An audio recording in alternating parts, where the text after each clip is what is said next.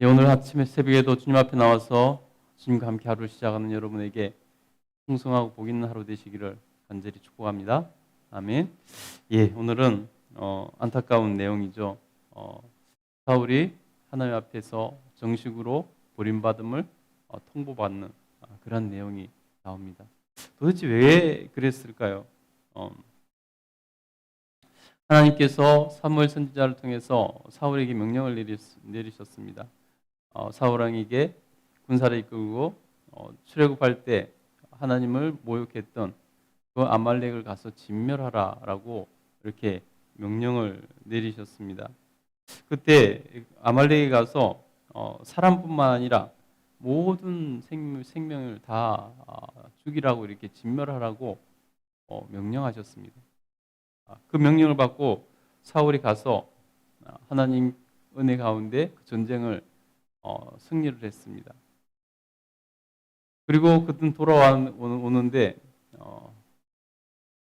하나님께서 그에게 진노하셔서 그 전쟁을 이기고 돌아온 사울을 버리시는 것을 볼 수 있습니다. 여러분, 우리가 하나님 앞에서 신앙생활하면서 무엇이 중요한지 오늘 본문을 통해서 우리가 뼈저리게 깨달을 수 있게 되기를 간절히 소원합니다. 우리 한번 보겠습니다. 우리 10절부터 한번 읽어보겠습니다. 시작.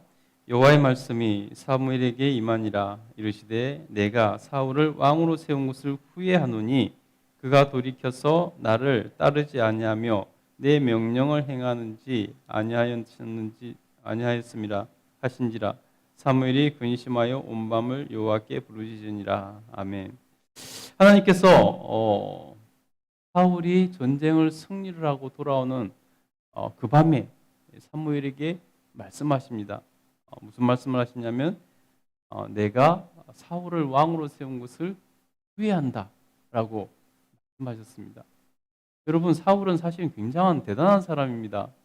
이스라엘 초대 왕으로 뽑혀서 그 많은 사람들 가운데서 자기가 뭐 이렇게 군사적으로 쿠데타를 일으키거나 자기가 굉장한 힘을 길러서 하거나 혹은 오늘날 같이 온 백성들에게 투표를 통해서 선출되거나 한 것이 아니라 전지전능하신 하나님께 의해서 그 많은 백성 가운데서 선택된 그러한 사람이었습니다. 그러니 여러분, 이 사람이 보통 사람이라고 우리가 생각해서는 안 된다는 것입니다. 여러분, 사울이 다윗과 비교되고 사울이 뒤에서 이렇게 말로가 안 좋게 끝나서 그를 우리가 무시하는 경향이 많이 있지만은 사실은 그렇지 않다는 것입니다. 그는 굉장한 하나님께 인정받았던 사람이고 굉장한 하나님 앞에서 보시기에 왕으로 세우실 만한 그런 사람이었다는 것입니다. 그런데 그러면서 하나님께서 왕으로 세우셨는데 그를 왕으로 세우신 것을 하나님께서 후회하신다라고 말씀하고 있다는 것입니다.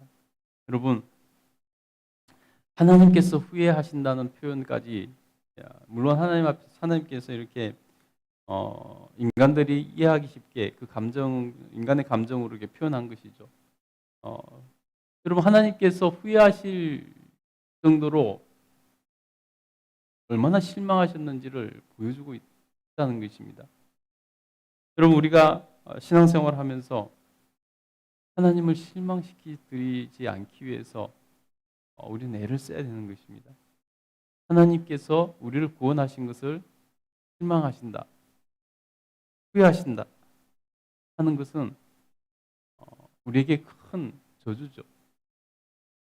오늘 하나님께서 사울 왕을 왕으로 세운 것으로 후회하신다라고 말씀하고 있습니다.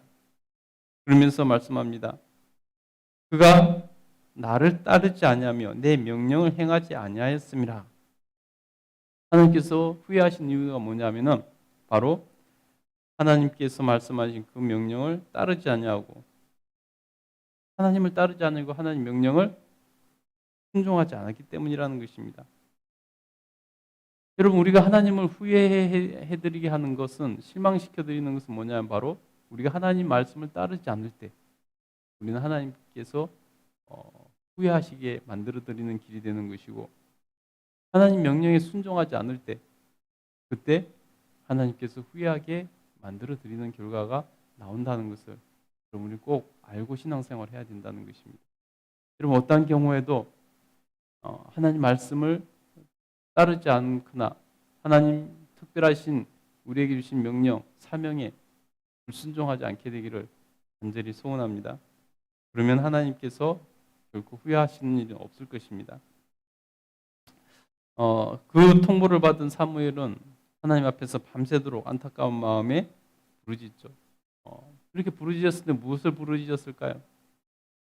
사울에게 한 번만 더 기회를 달라고 부르짖지 않았을까요? 용서해달라고 부르짖지 않았을까요? 밤새도록 하나님 앞에서 그렇게 부르짖었으나 하나님의 마음을 돌이킬 수는 없었습니다. 왜냐하면 하나님이 이미 결정하셨기 때문이죠. 아침이 밝았을 때 사무엘이 한 가지 사울에 대한 소식을 듣습니다. 우리 12절 한번 읽어보겠습니다. 읽겠습니다. 시작. 사무엘이 사울을 만나려고 아침에 일찍 일어났더니 어떤 사람이 사무엘에게 이르되 말하 이르되 사울이 갈멜에 이르러 자기를 위하여 기념비를 세우고 발길을 돌려 길갈로 내려갔나이다 하는지라. 여러분, 사울 왕의 관심이 어디 있는지 그것을 적나라하게 드러내는 그러한 장면이라고 할 수 있습니다. 전쟁에서 대승을 하고 돌아온 사울은 돌아오면서 갈멜에 이르러서, 여기서 갈멜은 그 우리가 잘 아는 엘리야 선지자의 갈멜 산이 아닙니다. 유대 제 남쪽에 있는 곳입니다. 그 유대 땅에 들어오자마자 갈멜에서 자기의 전성 기념비를 세우는 것을 볼 수 있습니다. 여러분, 하나님께 영광을 돌리는 것이 아니라 자기 영광을 드러내려고 지금 사울 왕은 자기의 전성 기념비를 세우고 있다는 것입니다. 여러분, 그가 돌아와서 왕궁으로 돌아와서 자기가 모든 상황을 정리하고 나서 그러고 나서 뭘 해도 늦지 않을 것입니다. 기념해도 늦지 않겠죠. 기념 자체도 하면 안 되겠지만 하나님께 영광 돌려야 되겠지만, 근데 사울 왕의 관심이 자기를 높이고자, 자기를 드러내고자 하는 욕심이 얼마나 컸든지 세상에 전쟁하고 돌아오는 길에 유대 땅에 들어서자마자 기념비를 세웠다는 것입니다.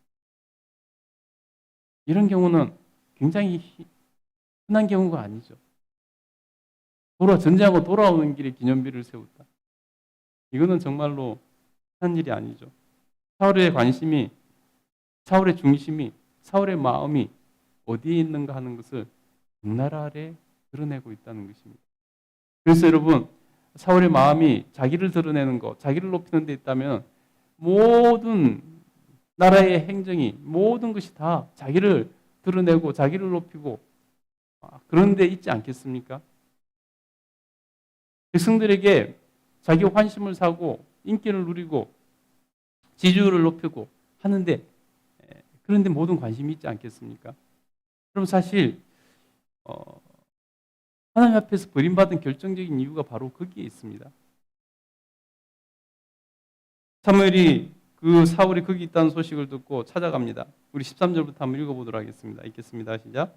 사무엘이 사울에게 이른즉 사울이 그에게 이르되 원하건대 당신은 여호와께 복을 받으소서. 내가 여호와의 명령을 행하였나이다 하니 사무엘이 이르되 그러면 내 귀에 들려오는 이 양의 소리와 내게 들리는 소의 소리는 어찌 됨이니까? 예.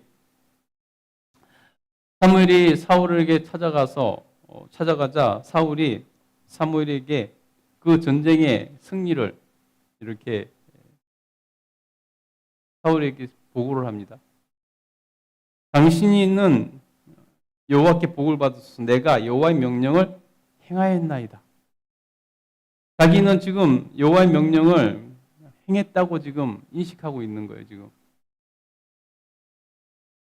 사울 왕의 지금 인식은 내가 하나님 명령하신 것을 다 행하고 돌아왔다라고 인식하고 있는 거예요. 지금 괴리가 생기죠. 하나님 불순종에다 지금 버리시는데 자기는 다 행했다고 지금 자랑하고 있는 거예요. 사울왕에게. 얼마나 인식의 괴리가 있는지 아시겠죠?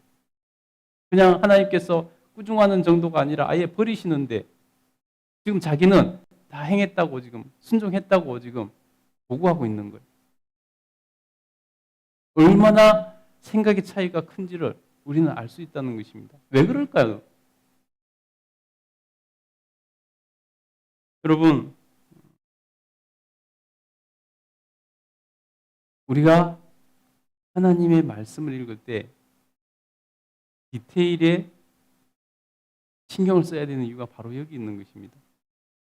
사울왕은 가서 제일 중요한 거, 그냥 왕 그 나라를 가서 전쟁에서 이기고 그 나라의 사람들을 이렇게 진멸하고 오면은 다 된 것이라고 자기가 자기 마음대로 기준을 세웠습니다.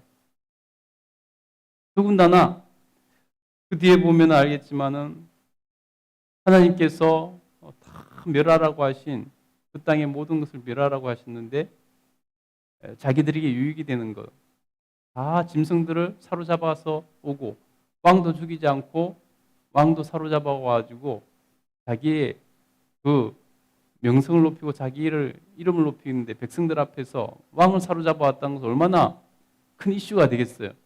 저게 왕을 사로잡아 왔다는 것은 얼마나 큰 이슈가 되겠어요. 그 나라에서. 이용을 하는 거죠. 자기 인기를 위해서 이용을 하려고 하는 거죠. 여러분, 거기서 이런 괴리가 생기는 것입니다. 여러분, 우리는 다를까요? 한번 생각을 해봐야 되는 것입니다. 여러분, 다 사람은 이기적이고 자기 합리화하면서 살아가는 존재들입니다. 다 자기 입장에서 생각하는 것이죠. 그래서 나온 말이 내로남불이라는 말이 나오지 않습니까? 그래서 말하지 않습니까? 쉽게 말해서 남이 하면 불륜이고 자기가 하면 로맨스라고 말하지 않습니까? 다 자기 입장에서 생각하고 자기 입장에서 말을 하는 것입니다.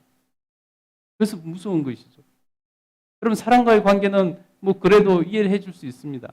근데 하나님과 관계에서 그런 일이 생기면요, 하나님과 나와 인식의 괴리가 생긴다는 것입니다.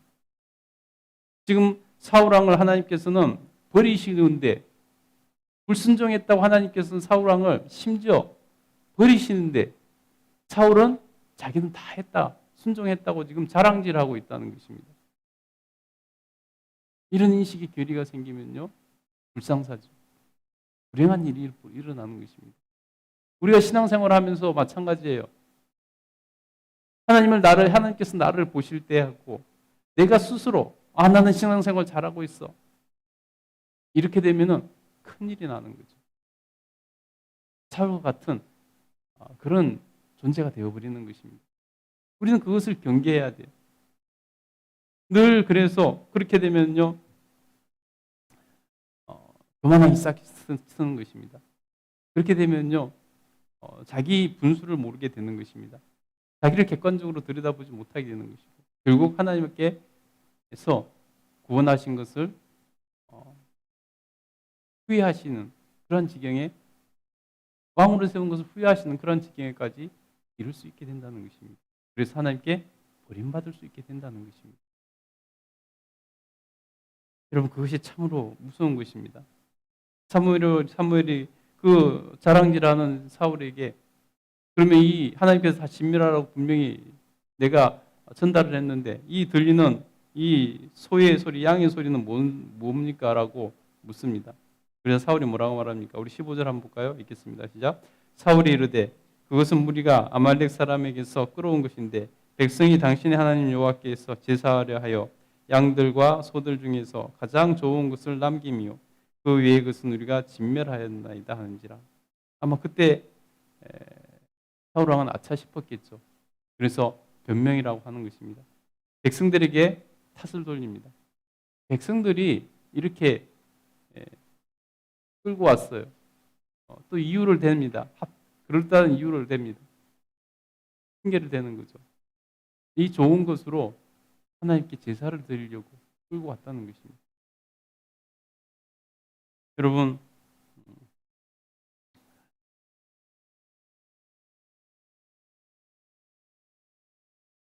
하나님께서 어, 우리에게 정말로 원하시는 것이 뭔가? 그것은 바로 우리가 겸손히 하나님께 순종하는 것. 그것이 정말로 하나님께서 원하시는 거라는 것입니다. 우리 22절, 23절 한번 읽어보도록 하겠습니다. 22절, 23절 읽겠습니다. 시작. 사무엘이 이르되 여호와께서 번제와 다른 제사를 그의 목소리를 청종하시는 것을 좋아하심 같이 좋아하시겠나이까? 순종이 제사보다 낫고 듣는 것이 순양의 기름보다 나으니 이는 거역하는 것은 점치는 죄와 같고 완고한 것은 사신 우상에게 절하는 것과 죄와 같음이라. 왕이 여호와의 말씀을 버렸으므로 여호와께서도 왕을 버려 왕이 되지 못하게 하셨나이다 하니라. 아멘. 여러분, 우리가 신앙생활에 대해서 가장 중요한 게 뭔가를 알 수 있습니다. 여러분, 우리 신앙생활에서 가장 중요한 것은요, 하나님 앞에서 순종하는 것입니다. 순종하는 것. 순종이 뭐보다 낫다고요? 제사가 뭡니까? 예배잖아요. 우리가 예배를 너무 강조해도 지나치지 않죠. 예배는 우리 신앙에서 핵심이고, 예배가 사라지면은 우리 신앙도 사라질 정도로 중요한 것이 예배입니다. 그런데 그 예배보다 더 중요한 것이 있다는 것입니다. 그것이 뭐라고요? 순종이라는 것입니다. 여러분, 우리는 이 말씀을 알면서도 가벼이 여기죠. 그냥 머리로만 알고 이해하고 인정하고 그렇게 말씀하셨지. 그냥 머리로만 생각합니다. 그러면서 예배는 목숨 걸고 지켜야 된다고 생각하고 예배는 지키려고 하죠. 근데 여러분, 순종하지 않은 예배는 하나님께서 받지 않으신다는 것입니다. 우리가 착각하는 것이 내가 하나님께 예배드리면 하나님께서 무조건 받으신다고 생각하는 그것은 우리가 빨리 버려야 된다는 것입니다. 우리가 예배 드릴 때마다 생각해야 되는 게 뭐냐면 지금 내가 드리는 예배를 하나님 기뻐 받아주실까? 이런 두려운 마음으로 예배를 드려야 된다는 것입니다. 내가 지금 예배 드리니까 하나님 당연히 받으시겠지. 당연히 하나님 기뻐하시겠지. 애초에 그런 것은 없다는 것입니다. 여러분, 가인과 아벨이 같이 예배를 드렸지만 한 사람의 예배는 받으시고 한 사람의 예배는 거부하셨습니다. 이스라엘 백성들이 그렇게 예배를 중요시 여기고 예배를 드렸지만은 그 순종하지 않고 불순종하며 드리는 예배를 하나님께서 슬퍼하셔서 누가 이 가증한 예배를 드리지 않도록 성전 문에 못지를 할 문을 걸어 잠그고 못지를 할 사람이 누가 있느냐라고 말씀하시기까지 하셨다는 것, 우리 기억해야 된다는 것입니다. 여러분, 다시 한번 우리의 신앙의 중심이 어디에 있어야 되는가? 순종에 있어야 되는 것입니다. 우리 기독교는 여러 가지로 표현하지만 사실은 우리 기독교는 순종의 종교입니다. 순종하지 않으면요, 뭐라고 말씀하고 있죠? 우상 숭배하는 것과 같은 것이다. 순종이 없는 신앙생활은 우상 숭배하는 것과 같은 것이라고 말씀하고 있습니다. 여러분, 하나님 앞에서 하나님께 인정받는 복 있는 삶을 살 수 있게 되기를 축복합니다. 착각하지 않고 하나님과 나와의 이 괴리가 없이 그렇게 신앙생활을 할 수 있게 되기를 간절히 소원합니다. 기도하겠습니다.